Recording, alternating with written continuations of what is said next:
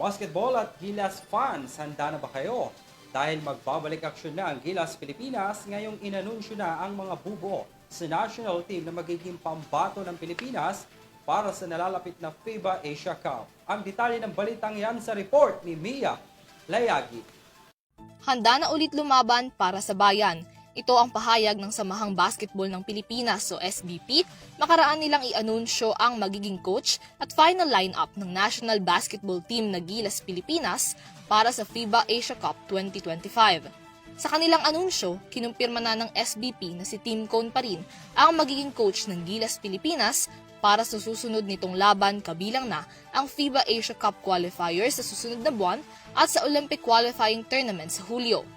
Kumpiyansa ang SBP na magiging maganda ang pagganap ni Tim Cone bilang head ng National Basketball Team sa ika-4 na pagkakataon dahil na rin sa kanyang mga naging karanasan at tagumpay sa mga nakaraan nitong laban bilang head coach.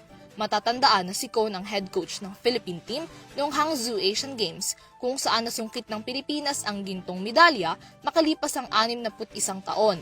May record na 25 championships sa PBA history at ang tanging 2-time Grand Slam winner sa PBA.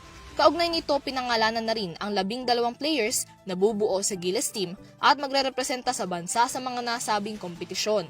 Kabilang dyan sina PBA players Scottie Thompson, Chris Newsome, Calvin Oftana, CJ Perez, Jamie Malonzo at Junmar Fajardo, Japanese B-League imports Dwight Ramos, AJ Edu, Carl Tamayo at Kai Soto at ang UAAP champion na si Kevin Kembao para sa 11 locals. Samantala, si Justin Brownlee naman na naturalized player ng Gilas ay hihintahin pang makuha ang kanyang clearance mula sa PIVA, bunsod na rin ng anti-doping violations noong nakaraang taon. Para sa EuroTV News, Mia Layagin sumasaludo sa bawat Pilipino.